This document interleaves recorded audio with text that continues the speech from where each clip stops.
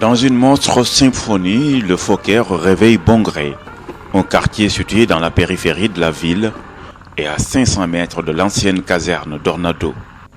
Sans grande discrétion, l'avion balaye les cieux avec ses brillantes hélices, débusquant les plus curieux. Les lointains regards des riverains accompagnent cet imposant appareil de l'armée jusqu'au mythique camp Sémou-Djimit de Kaolack. Nous aussi, nous suivons les traces invisibles du Fokker à la découverte de ces jeunes sous-officiers.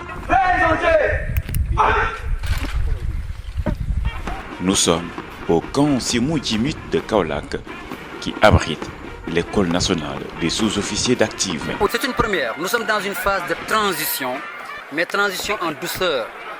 Nous avons commencé avec l'école militaire de santé, maintenant qui s'est consolidée. Ensuite, c'est au cours du recrutement national à Dakar Bango, nous avons les premières 300 filles en 2008 qui ont été recrutées. Et pour la première fois à l'école nationale des sous-officiers d'active, nous recrutons des filles. Pas de distinguo entre garçons et filles. Bien entendu, sur le plan physique, il y a un barème que nous appliquons aux filles, mais sur le plan de la rigueur morale, la rectitude, sur le plan des épreuves, sur le plan, n'est-ce pas, du cursus, il n'y a aucune différence. Elles subissent la même chose que les hommes au sein des promotions.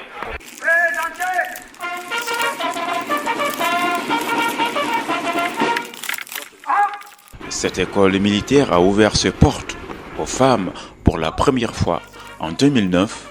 Marie-Thérèse Dia fait partie des premières sortantes de l'ENSOA. Ce fut très difficile au début, les gens n'y croyaient pas. Mais par la grâce de Dieu, nous y sommes arrivés. Nous remercions tous ceux qui ont de près ou de loin soutenu notre formation, surtout à l'encadrement qui n'a ménagé aucun effort pour que ce grand jour réussisse. Et comment vous avez vécu en fait cette cohabitation avec les hommes? Nous avons fait 2 ans avec eux. Nous avons cheminé ensemble. Et aujourd'hui, je veux dire que ce sont nos grands frères. Parce qu'ils nous ont soutenus, ils nous ont aidés. Ils nous ont encouragés dans les moments les plus difficiles. Dans les moments où on voulait tout abandonner. Parce que c'était très difficile. C'était la première fois qu'une fille franchisse ici. Donc nous leur disons un grand merci. Et des femmes, même vous oubliez que vous êtes des femmes? Oui, c'est vrai. Nous étions certes des femmes, mais nous étions des hommes entourés d'hommes. Avec ses autres sœurs d'armes, Thérèse a subi la formation avec les hommes dans cette école devenue très étroite pour contenir les élèves militaires.